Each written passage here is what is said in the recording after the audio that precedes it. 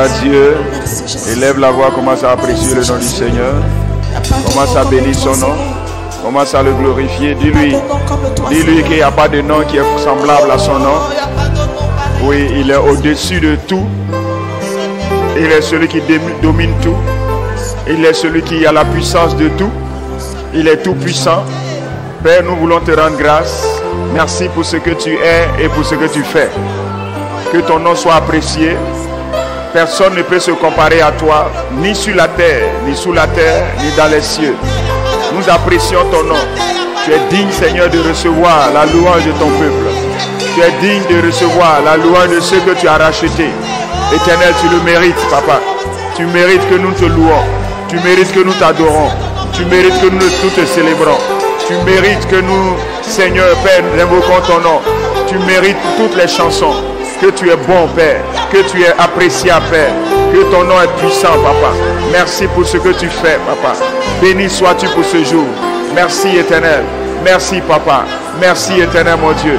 Béni sois-tu de ce que tu nous as fait. Et tu nous as rachetés. Tu nous as régénérés. Nous sommes nés de nouveau. Béni sois-tu, Papa, de nous avoir fait sortir de toi de nouveau, afin que nous triomphons de nouveau. Béni sois-tu pour ton esprit qui habite en nous. Éternel, merci pour notre victoire permanente. Que ton nom soit apprécié, Éternel. Ce matin est un bon jour pour nous, parce que nous t'invoquons. Et là où ton nom est proclamé, Seigneur, tes œuvres se voient. Je te remercie pour ce jour, Père éternel Dieu, qui a déjà la touche de ta personne. Que ton nom soit béni, Père. Merci, Père éternel Dieu. Béni sois-tu pour ce que tu rends favorable, ô éternel Dieu, ce moment. Que ton nom soit apprécié. Au nom de Jésus. Amen. Vous êtes bénis au nom de Jésus. Ce matin, donc, je serai en train de vous parler de votre victoire permanente. Assieds-toi dans la présence de Dieu. Je vais vous parler donc de votre victoire permanente. Amen. Lorsque vous êtes en Christ, normalement, vous êtes dans une victoire permanente. Vous venez d'arriver dans le statut de ceux-là qui ont une victoire permanente. Alléluia. Et donc, normalement, quand des crises se lèvent ou bien des situations se présentent, vous, en tant qu'enfant de Dieu, vous devez donc comprendre que vous êtes des personnes ayant un statut de victoire permanent. Alléluia. Donc, c'est pourquoi vous ne devez pas paniquer. On va prendre la Bible rapidement. Toujours, mon enseignement se cadre se situe dans le cadre du mystère du Christ en nous. Amen. Donc, je voudrais déjà commencer par ça. Colossiens, le chapitre 1, le verset 26. Le mystère caché en tout temps et dans tous les âges, mais révélé maintenant à ses saints. Verset 27. À qui Dieu a voulu faire connaître quelle est la glorieuse richesse de ce mystère parmi les païens, savoir Christ en vous, l'espérance de la gloire. Donc, le mystère de Dieu qui était caché en tout temps, c'est que son objectif, c'était donc que Christ habite donc dans les êtres humains. Gloire à Dieu. C'est pourquoi Jésus-Christ est venu sur la terre mourir pour que son sang puisse couler pour la sanctification de l'être humain. La Bible dit quoi? La Bible dit qu'il s'est donné une fois, il s'est offert une fois pour toutes pour notre sanctification. Amen. C'est par l'offrande du corps de Jésus-Christ que nous avons été sanctifiés une fois pour tous, selon Hébreux chapitre 10, le verset 10. Gloire à Dieu. Maintenant, pourquoi la sanctification? La sanctification parce que Dieu ne peut pas habiter dans un temple qui est souillé. Donc, après la sanctification, Dieu donc a voulu habiter donc, dans l'homme. Raison pour laquelle le mystère de Christ n'est pas simplement la sanctification. Dieu ne sanctifiait pas l'être humain dans le but de le laisser juste sanctifier. Non, Dieu sanctifiait l'être humain afin d'habiter dans lui. Raison pour laquelle, après la mort de Jésus-Christ, il y a eu la résurrection de Jésus-Christ. Et cette résurrection donc a abouti sur sa glorification. Alléluia. Jésus glorifié donc était donc cette personne-là qui pouvait maintenant se dupliquer pour habiter dans quelqu'un d'autre. Ou alors, Jésus glorifié donc était cette personne-là maintenant qui pouvait transmettre le Saint-Esprit à quelqu'un d'autre. Quand je dis le Saint-Esprit, ce n'est pas l'Esprit dans le sens de faire des miracles, ce n'est pas l'Esprit dans le sens d'aller être roi, ce n'est pas l'Esprit dans ce sens. C'est l'Esprit donneur de vie. C'est l'Esprit donc qui pourrait te faire vivre de nouveau, puisque la mort est entrée par un seul homme. Depuis Adam, gloire à Dieu, la mort est entrée par un seul homme. C'est par le péché que la mort est entrée et la mort s'est étendue sur tous les hommes. selon Romains le chapitre 5, à partir du verset 12. Donc vous devez donc comprendre que c'est cette mort-là donc qu'il fallait anéantir sur la terre, il fallait annuler sur la terre, pour que la vie soit de nouveau dans l'être humain. Et c'est ce que Jésus a fait. La Bible dit également dans Hébreux le chapitre 2, le verset 14, puisque les enfants participent au sang et à la chair, lui aussi il y a participé, afin que par la mort, il anéantisse celui qui avait la puissance de la mort, c'est-à-dire le diable. Donc Jésus-Christ a vaincu la mort comment? Par la résurrection. Donc quand il est ressorti du tombeau et étant glorifié, Jésus, Jésus ressuscité d'entre les morts, glorifié, donne son esprit maintenant à tous ceux qui croient en lui. Amen. C'est pour ça que quand vous êtes en Christ, selon Romains chapitre 8, à partir du verset 9, la Bible dit comme ça que pour vous, vous ne vivez pas selon la chair, mais selon l'esprit. Si du moins l'esprit de Christ habite en vous. Quelqu'un m'entend? Le verset 10 dit que le corps, il est vrai, est mort à cause du péché, mais l'esprit est vie à cause de la justice. Et on dit, et si l'esprit de Jésus, et si l'esprit de celui qui a ressuscité Christ d'entre les morts habite en vous? Ça veut dire que quand vous êtes en Christ, l'esprit qui a ressuscité Jésus d'entre les morts, celui qui habite en vous. Donc vous devez donc comprendre que vous avez déjà la victoire sur tout ce qu'on appelle la mort. Alléluia. Amen.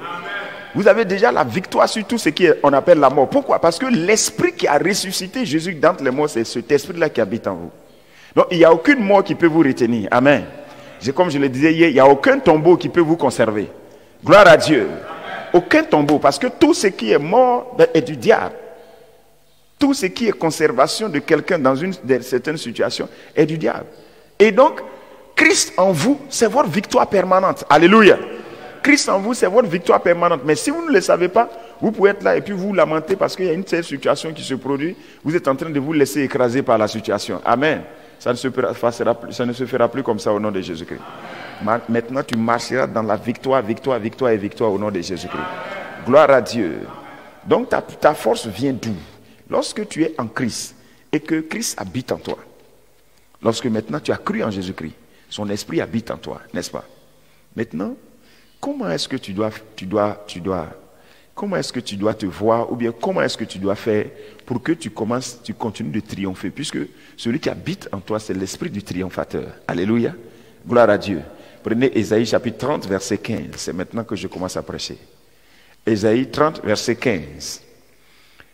Car ainsi parle le Seigneur, l'Éternel, le Saint d'Israël. C'est dans la tranquillité et le repos que sera votre salut. Je reprends. C'est dans la tranquillité et le repos que sera votre salut. C'est dans le calme et la confiance que sera votre force. Mais vous ne l'avez pas voulu. Ça veut dire simplement que Dieu voudrait que l'enfant qui lui appartient, et surtout celui qui est en Christ, qu'il soit devant chaque situation, qu'il soit calme et qu'il fasse confiance. Mais qu'il fasse confiance à quoi? Qu'il fasse confiance à ce que Dieu a déjà fait et que ce que Dieu est capable de faire. Quelqu'un m'entend? Nous, aujourd'hui, nous sommes le temple du Saint-Esprit. Comme je l'ai dit, le mystère ou bien le projet de Dieu en donnant Jésus-Christ, c'est que Christ habite en nous, afin que nous soyons une habitation de Dieu en esprit. Éphésiens le chapitre 2, le verset 22. Éphésiens le chapitre 2, le verset 22. On dit, en lui vous avez été édifiés pour être une habitation de Dieu en esprit. Vous comprenez? Donc ça veut dire que dans ce corps-là, je suis un traducteur de non seulement la volonté divine, je suis également un traducteur de la puissance divine, je suis un traducteur de la sagesse divine, je suis un traducteur des émotions ou bien des caractères divins. Ça veut dire simplement que partout où je suis, Dieu est là. Puisque maintenant, l'objectif de Dieu, c'était quoi? C'est d'être sur la terre à travers les humains. Et quand Christ était ici-bas, il a dit, quand Philippe lui a demandé, montre-nous le Père et cela nous suffit. Qu'est-ce qu'il a répondu à Philippe? Il a dit à Philippe, dans Jean le chapitre 14, à partir du verset 10, il a dit à Philippe, je suis avec toi depuis longtemps et puis tu ne m'as pas vu. Celui qui a vu le Père, celui qui m'a vu a vu le Père. Ça veut dire quoi? Ça veut dire que le Père demeure en lui. Et il a dit, tout ce que je fais là, ce n'est pas moi qui l'ai fait. C'est le Père qui demeure en moi. C'est lui qui fait ses œuvres.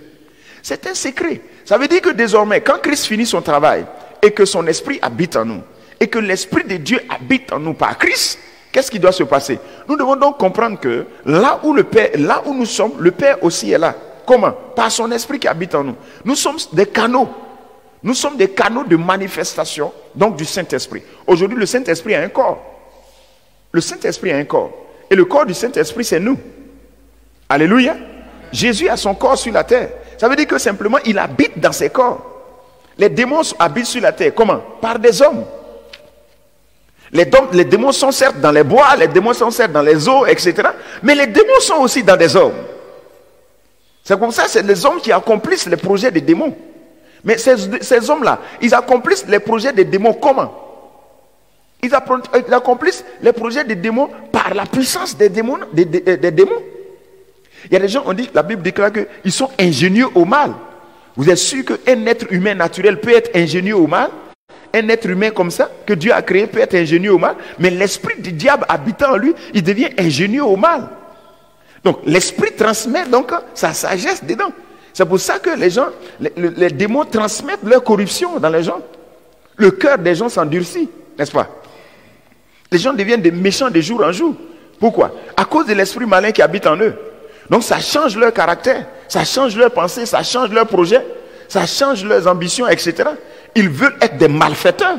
Pourquoi? Parce que l'esprit du mal habite en eux. Mais nous ne sommes pas des temples de démons. Nous ne sommes pas, ce n'est pas l'esprit des démons qui habite en nous. Alléluia. Donc nous devons donc comprendre que cet esprit de Dieu qui habite en nous n'est pas un décor. Il est venu faire quoi? Lui aussi, il est venu aussi transmettre sa puissance. Raison pour laquelle nous sommes de ceux-là qui vont manifester la sagesse de Dieu. Nous sommes ceux-là qui vont manifester la puissance de Dieu. Alléluia. Les émotions de Dieu, les caractères de Dieu. Raison pour laquelle les gens sont toujours étonnés quand quelqu'un naît de nouveau, on dit on lui a fait un travail de cerveau. Non, il y a un esprit qui est venu habiter dedans. Et cet esprit-là travaille. Gloire à Dieu. Et quand il travaille à l'intérieur et il travaille de l'intérieur à l'extérieur. C'est comme ça que nous avons des pensées de Christ. Alléluia. Parce que c'est un esprit qui parle. Amen. C'est un esprit qui parle. C'est un esprit qui agit. Non seulement nous allons manifester la puissance de Dieu, et également nous allons manifester la sagesse de Dieu, et nous allons manifester les caractères de Dieu, et c'est tout cela qui habite en nous. Pourquoi? Par l'esprit qui habite en nous. C'est à nous donc de comprendre ça et de convertir notre mentalité. En faisant quoi? Mais en plongeant toujours notre regard dans les Écritures. Puisque l'homme que nous sommes devenus en Christ est né de la parole. Nous sommes donc le fruit, ou j'allais dire, nous sommes des plantes qui ont poussé à partir de la graine de la parole. Donc si nous ne savons pas qui nous sommes, nous allons nous éloigner de la parole. 1 Pierre chapitre 1, le verset 23 dit quoi? 1 Pierre chapitre 1, le verset 23 dit que nous sommes nés de la parole. Nous sommes nés d'une graine incorruptible, d'une semence incorruptible, qui est quoi? La parole de Dieu. Et ce qui me plaît même, c'est qu'on est né de la parole vivante et permanente. Ça veut dire que c'est une parole qui ne peut pas mourir, c'est une parole qui ne peut pas s'éteindre. C'est ce qu'on appelle la vie éternelle.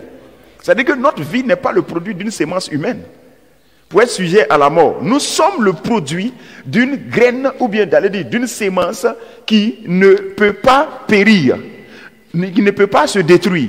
Alors, comment faire pour manifester cette vie que nous avons dans l'esprit là, dans ce corps? Nous avons besoin de changer la mentalité de ce corps. Regardez-moi, écoutez-moi très bien.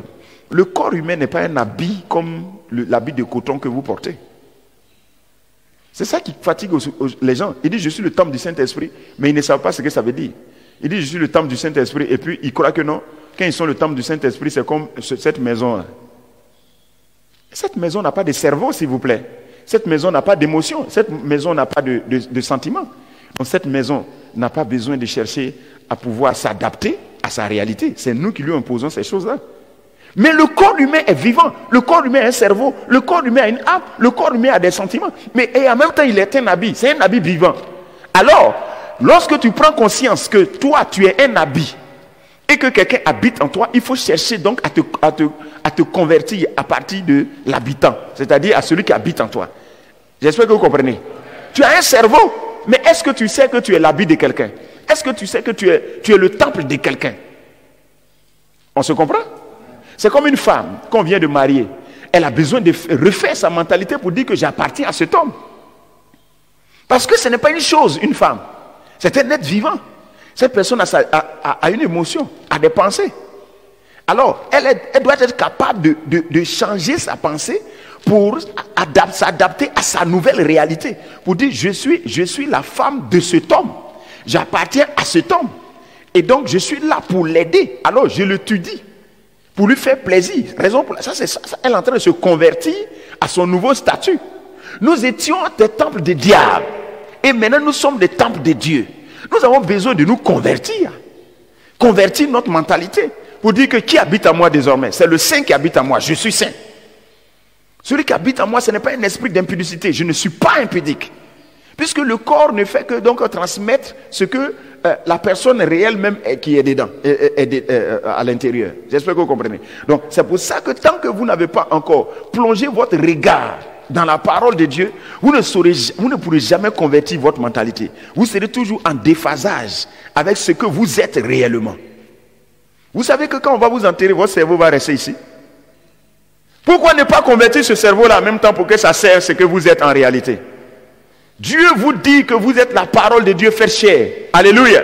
Mais étant donné que vous avez porté ce corps, ce cerveau a déjà enregistré que vous n'êtes pas la parole de Dieu faite chair. Et pourtant, vous êtes maintenant la parole de Dieu faite chair. Qu'est-ce qui doit se passer? Il doit y avoir une conversion de mentalité. Quelqu'un entend? Raison pour laquelle on plonge toujours son regard dans la parole de Dieu. Donc j'en viens maintenant à ce que j'étais en train de dire. Pour votre victoire permanente. La Bible dit que c'est dans le calme et la confiance se trouve votre repos. La confiance. Dis avec moi la confiance. La confiance. Alléluia. Voilà. Cette confiance-là, c'est confiance en qui? Confiance en la parole de Dieu. Alléluia. Gloire à Jésus-Christ. Amen. Voilà. La confiance. Donc, quand vous êtes en Christ, qu'est-ce que vous devez donc savoir? Vous devez savoir donc que vous êtes le temple du Saint-Esprit. Je l'ai dit tout à l'heure. J'ai dit que vous avez été édifiés. Pourquoi? Vous avez été édifiés pour être une maison de Dieu en esprit, n'est-ce pas? Ok. Maintenant, quand vous êtes une maison de Dieu en esprit, alors, qui habite en vous? Qui habite en vous? C'est pas Dieu? Hein? Ok. Maintenant, quand le démon, quand un Satan ou bien un problème est devant vous, le problème là est devant qui? Devant Dieu. Mais ce Dieu, devant qui il est? Est-ce que c'est le Dieu qui est assis sur le trône? Hein? C'est pas le Dieu qui est assis sur le trône. C'est le Dieu qui est dans vous. Jésus dit c'est le Père qui demeure en moi. Il n'a pas dit c'est le Père qui est en haut. Il dit c'est le Père qui demeure en moi. Selon donc Jean le chapitre 14 là. C'est ça non? Le verset 10 là. Il dit quoi? C'est le Père qui demeure en moi. C'est lui qui fait toutes ces choses. Donc Jésus savait qu'il y a le Père qui demeure en lui et puis il y a le Père qui est assis sur le trône. Et le Père qui demeure en lui c'est qui? C'est l'Esprit du Père. Je veux dire le Saint-Esprit. Et il n'est pas différent du Père qui est en haut. C'est les mêmes capacités, les mêmes, seulement que le Père a la possibilité d'être partout à la fois. Raison pour laquelle son esprit est ici et en même temps il est encore au bureau en train de travailler. Le Père est au bureau en train de travailler pour s'occuper de certaines choses. Mais en même temps son esprit est dans le Fils en train d'opérer aussi. Ça c'est Dieu qui peut faire tout ça là. Alléluia. Maintenant il faut que tu saches que quand tu es face au problème, le problème est face à Dieu. Amen. Maintenant toi, c'est dans le calme et la confiance en ce que tu sais que maintenant tu se trouveras ta victoire. Comment? Parce que Dieu réagira. Dieu réagira. Parce qu'il veut réagir. Mais il va réagir à partir de toi. Jésus a dit que lorsqu'on vous convoquera devant les tribunaux, on dit, n'imaginez même pas ce que vous allez dire, ne paniquez même pas. Qu'est-ce qui va se passer? L'Esprit de votre Père parlera, n'est-ce pas? Ça veut dire qu'il veut se manifester. L'Esprit de Dieu n'est pas venu en nous pour rester comme un décor. Il veut se manifester. Jésus a dit que c'est le Père qui demeure en moi, celui qui fait ces choses. Le jour où même Jésus avait croisé ses disciples et qu'il leur posait des questions, il leur a dit, qui croyez-vous que je suis? Chacun, il y en a qui disaient tu es Jean-Baptiste, il y en a qui disaient tu es Élie, tu es un prophète, tout ça. Et il a demandé. Et il dit, les gens disent que ceci. Maintenant on dit, et vous, qu'est-ce que vous dites? L'apôtre Pierre a levé le doigt, il dit, je t'écoute. L'apôtre Pierre dit, tu es le Christ, le Fils du Dieu vivant. Il dit, tu es heureux Pierre. Vous voyez, ce n'est pas toi-même qui as dit ça.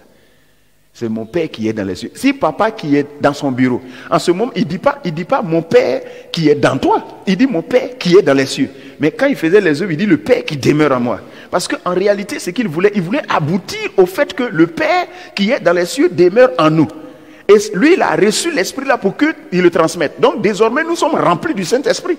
Quelqu'un comprend? Maintenant, ce que je veux dire, c'est que si le Père qui est dans les cieux Pendant que le Fils est en train de poser question ici, le Père qui est dans les cieux peut parler à Pierre, pour ne pas que Pierre échoue à cet examen.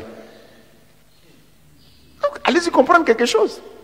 Comment le Père qui est assis dans les cieux, pendant qu'on est dans une interrogation écrite, ou bien une interrogation orale avec Jésus-Christ, et on lui pose une question, on pose des questions aux disciples. Bon, qui vous dit que... L'apôtre Pierre ne sait même pas ce qu'il dit. L'apôtre Pierre dit, moi.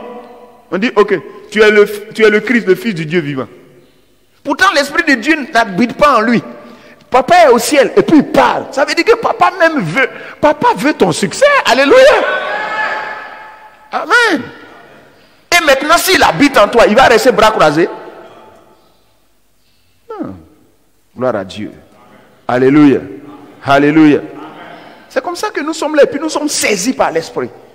Quelqu'un dit, j'ai eu la conviction de faire ceci. Tu crois que qui a fait? C'est l'Esprit. C'est pour ça que tout ce que tu peux faire, tout ce que tu as fait jusque-là, tout ce que tu as fait de Dieu jusque-là, toi tu crois que c'est toi, c'est l'Esprit de Dieu qui agit en toi. Et nous, on croit que c'est nous.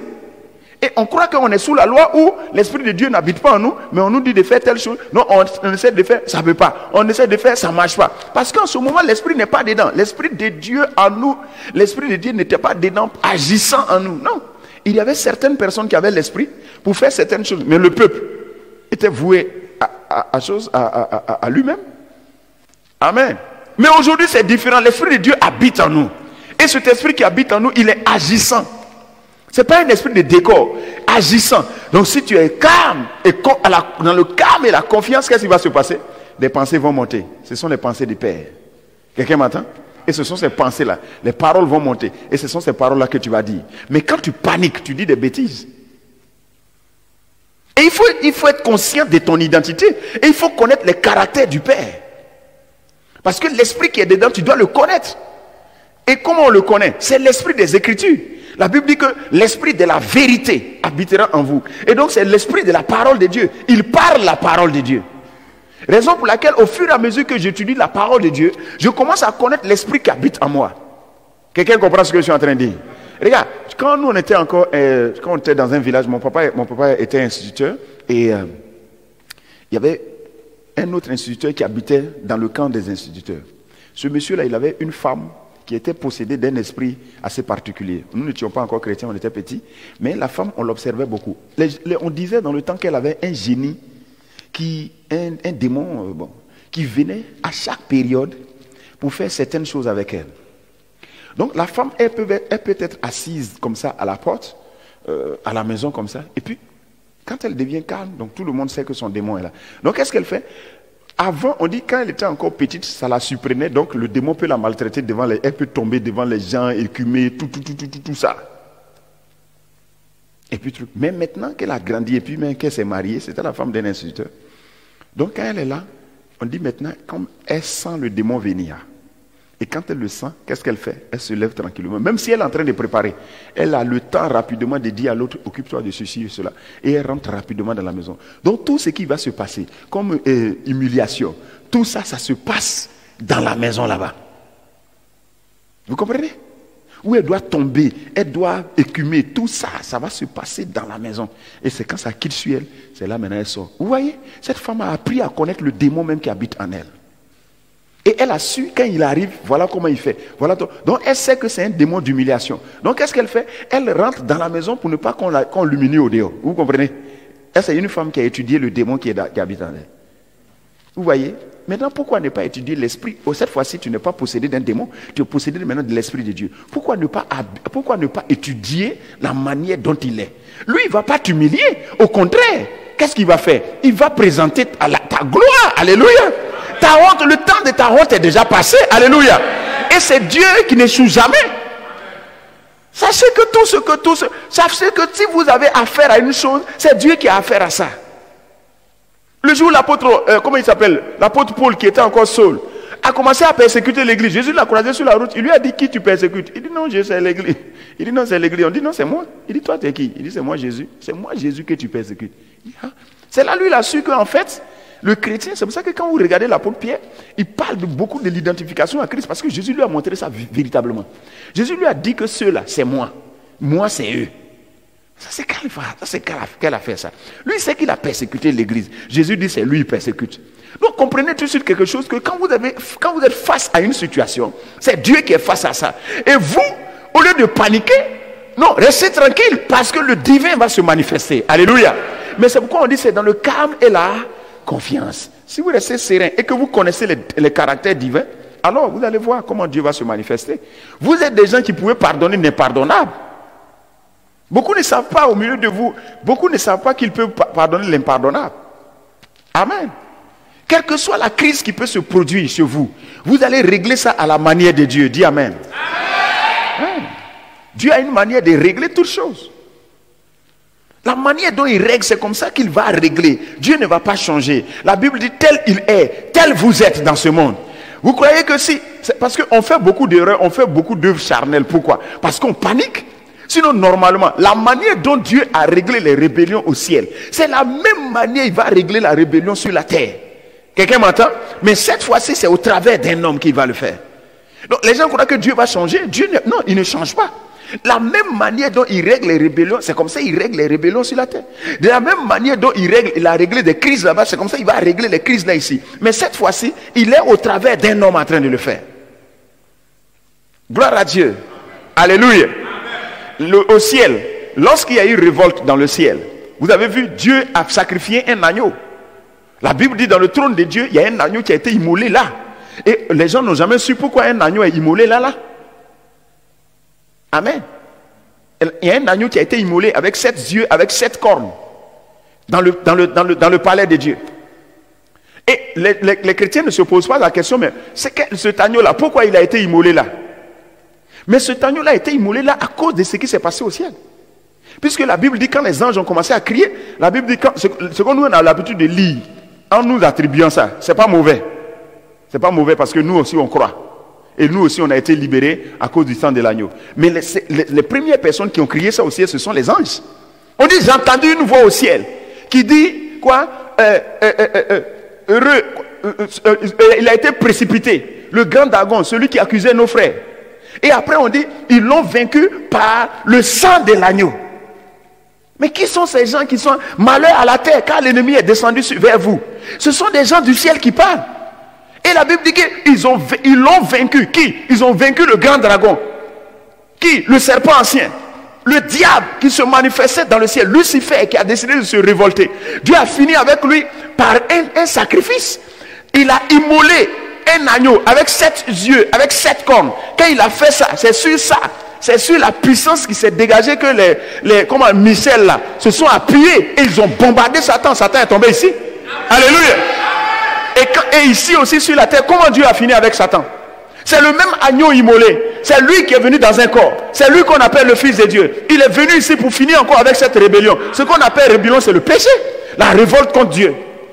Quand il a parlé à Caïn, quand Dieu a parlé à Caïn, il a dit à quoi à Caïn? Quand Caïn a fait son sacrifice de pamplemousse et de goyave, il lui a dit quoi? Il lui a dit, mais Caïn, qu'est-ce que tu es en train de faire? Quand son sacrifice n'a pas été agréé, Caïn est fâché. Il dit, si tu agis bien, tu relèveras la tête. Mais si tu agis mal, il dit, si tu agis mal, le péché est couché à côté de toi. En ce moment, il n'y avait pas de loi. Donc, comment on peut parler de péché? Puisqu'il n'y a pas de loi, il a violé quelle règle? Puisque Dieu n'est pas en train de parler des sacrifices. Puisque déjà, Dieu dit qu'il n'a pas bien agi au niveau du sacrifice. Maintenant, c'est sur la base de quoi Dieu dit le péché est couché à côté de toi. De quoi il parle? J'espère que vous me comprenez. Il dit, tu as mal agi. Là, c'est déjà réglé. Mais il dit, si tu agis bien, tu vas le relever. Mais si tu agis mal, le péché, de qui il parle? Puisqu'il n'y a pas de loi, il n'y a pas de... Et si tu frappes quelqu'un, si tu... Il n'y a pas tout ça là. Tu ne tueras point, il n'y a pas tout ça là. Puisque c'est à partir de Moïse que ça a été dit. Quand Dieu dit péché, il parle de quoi? Il dit, la révolte est couchée auprès de toi. La révolte contre moi est couchée auprès de toi. Et celui qui a envoyé ça sur la terre est couché auprès de toi. Mais toi, tu peux dominer sur lui. À un moment donné, quand il s'est révolté contre Dieu, quand il a tué son frère, quand Dieu est venu pour lui dire, où est ton frère? Il a dit, est-ce que je suis le gardien de mon frère? C'est fini. Dans le monde ici, on n'a jamais vu, depuis le Nouveau Testament, depuis l'Ancien Testament, jusqu'à l'Ancien Testament, jusqu'au Nouveau Testament, on n'a jamais vu quelqu'un parler à Dieu comme ça. Si ce n'est pas Caïn. Même les païens ne parlent pas comme ça. Je suis le gardien de mon frère. C'est à Dieu, il parle comme ça. L'impolitesse vient d'où? C'est le père de tous les impolis. Caïn. D'où est-ce que ça vient? Quand vous êtes révolté, même si vous étiez un homme sérieux, dès que vous êtes révolté, vous commencez à parler mal à l'autorité. Vous étiez l'homme le plus soumis, mais dès que vous êtes révolté, vous allez dire des bêtises. Et quand vous êtes révolté, sachez que c'est Satan. Mais comment Dieu a fini avec la révolte sur la terre? C'est ce que vous devez savoir. Il a envoyé encore l'agneau ici. Quand Christ est venu, il a prêché, il a fini de prêcher, il est allé à la croix. La Bible dit que comme les fils participent au sang et à la chair, Hébreux chapitre 2, le verset 14, c'est comme ça lui aussi il a participé au sang et à la chair. Pour faire quoi? Pour anéantir celui qui a la puissance de la mort. Comment? Par sa résurrection. Jésus a vaincu le diable ici. Par un sacrifice encore. En haut, on l'a vaincu par un sacrifice. Sur la terre aussi, on l'a vaincu par un sacrifice. Alors, nous les enfants de Dieu, nous devons donc comprendre que la même manière dont Dieu règle les choses au ciel, c'est la même manière qu'il va régler sur la terre. Mais cette fois-ci, il habite en vous. Alléluia. C'est pour ça que vous devez savoir que n'importe quel problème qui peut se présenter devant vous, ce problème-là n'a pas, sa solution est déjà là. Et dans la réaction de Dieu, sa solution est là. Alléluia. C'est dans le calme et la confiance que vous allez trouver votre repos. Amen. Si vous restez tranquille, la parole de Dieu vous sera donnée. La sagesse de Dieu vous sera donnée. L'instruction de Dieu vous sera donnée. Vous ne n'échouerez plus jamais au nom de Jésus-Christ. Tiens-toi debout, tiens-toi debout. Alléluia. Gloire à Dieu. Faut dire l'échec a perdu mon adresse. Oui, l'échec a perdu mon adresse. Dans le calme et dans la confiance, j'aurai toujours la victoire. Faut dire mon Père parlera en moi. La sagesse divine me sera communiquée. La force divine me sera communiquée. Alléluia. La Bible déclare que quand Samson est face à une situation, on dit il est saisi par l'esprit. Une force extraordinaire le prend. Alléluia. C'est comme ça que vous serez saisi par la force de Dieu. Vous serez saisi par l'esprit de Dieu. Alléluia. L'apôtre Paul était assis devant ce monsieur qu'il devait convertir, et puis il y a un autre qui bavardait à côté. L'apôtre Paul l'a regardé, on dit rempli du Saint-Esprit. L'apôtre Paul a parlé exactement comme Dieu. Le monsieur est devenu, ça dit que quand lui parle et puis il y a un résultat en même temps. Ça c'est quoi ça? Ça c'est la divinité. C'est votre histoire. C'est votre histoire. Quand vous êtes calme, même quand vous êtes calme devant une situation, si vous ne paniquez pas, si vous n'êtes pas quelqu'un qui vous emporte simplement, si vous êtes calme, vous allez voir que même il y a une colère qui sera la colère de Dieu, que vous allez manifester. Mais quand vous parlez, il y a un résultat en même temps. Les gens vont avoir peur de vous. Hein? Alléluia. Mais si c'est votre colère, ça ne produira rien. Mais si c'est la colère de Dieu, ça produira. Alléluia. Si c'est votre parole, ça ne produira rien. Mais si c'est la parole de Dieu, ça va produire. C'est comme ça que dans le calme et la confiance, vous serez donc des transmetteurs des messages divins. Alléluia. Vous serez donc des traducteurs du comportement divin. Alléluia. C'est comme ça que je vous ai dit. Les gens vont vous attendre au piège parce qu'ils se disent quoi? Ils se disent que non, vous ne pardonnerez pas cette affaire. Et pourtant, vous pardonnerez. Pourquoi? Parce que vous êtes Dieu manifesté maintenant dans un corps. La divinité manifestée dans un corps, c'est vous. Vous êtes des enfants de Dieu. Vous êtes des fils de Dieu. Vous êtes sortis du ventre de Dieu. Ce que Nicodème a dit, il dit l'homme retournera-t-il dans son ventre pour ressortir, dans le ventre de sa mère pour ressortir? Dieu dit non. Ce qui est né de l'esprit est esprit, ce qui est né de la chair est chair. La chair a été crucifiée. Nous sommes nés de l'esprit. La chair n'a rien à voir avec nous. Alléluia. Vous réussirez certainement au nom de Jésus-Christ. Votre journée est bénie au nom de Jésus-Christ.